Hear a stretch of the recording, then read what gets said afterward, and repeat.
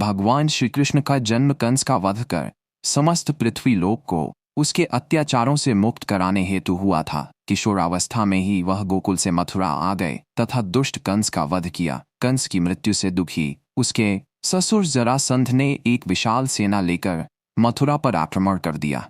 इस आक्रमण में उसके साथ शिशुपाल और कालेवन जैसे शक्तिशाली राजा भी शामिल थे। जल्दी ही सेना मथुरा जा पहुंची और मथुरा की राजसभा में कृष्ण तथा बलराम को सेना को सौंपने का संदेश भेजा गया। इस युद्ध को टालने तथा मथुरा के निर्दोष नागरिकों को बचाने के लिए कृष्ण ने रातों रात वहां से सैकड़ों किलोमीटर दूर समुद्र में एक नई नगरी द्वारिका का निर्माण करवाया। अपनी माया से उन्होंने समस्त नागरिकों, उनके पशुओं तथा संपत्ति को नींद में ही नई नगरी में पहुंचा दिया। अगले दिन सूर्योदय के समय कृष्ण तथा बलराम जरासंध की सेना के सामने जा पहुंचे और उसे लड़ने के लिए चुनौती दी। जैसे ही जरासंध और दूसरे राजाओं ने कृष्ण को मारने के लिए शस्त्र उठाए, दोनों भाई भागने लगे। उन भाइयों के पीछे जरासंध तथा कालेवन जैसे राजा भी भागने लगे। कुछ ही देर में दोनों भाई बहुत आगे निकल गए और उनके पीछे केवल मात्र कालेवन रह गया। उसे देवताओं ने वरदान दिया था कि उसकी हत्या किसी अस्त्र या शस्त्र से नहीं होगी। ऐसे में वह निर्भीक था और लगातार कृष्ण का पीछा करते करते एक गुफा में जा पहुंचा। गुफा में राजा मुचुकुंद सो रहे थे, जिन्हें इंद्रदेव ने वरदान दिया था कि जो भी उन्हें उठाएगा वह उनके देखते ही जलकर भस्म हो जाएगा।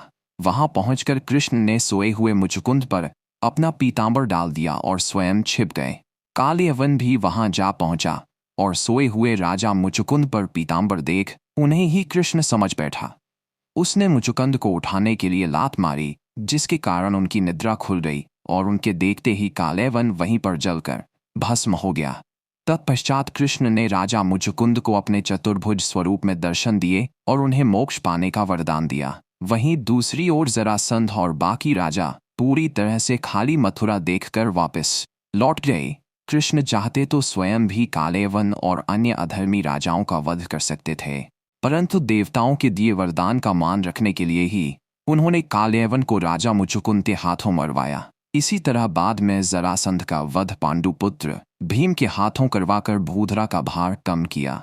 इस कहानी के बाद कृष्ण के नाम के साथ हमेशा के लिए रण जोड़ दिया। कृष्ण की इस कहानी से सीख मिलती है कि अनावश्यक ताकत का प्रदर्शन नहीं कर बुद्धिबल से काम लेना चाहिए। इस तरह हम अपनी शक्ति को खर्च होने से रोक सकते हैं और बड़े से बड़े संकट का भी सामना कर सकते हैं।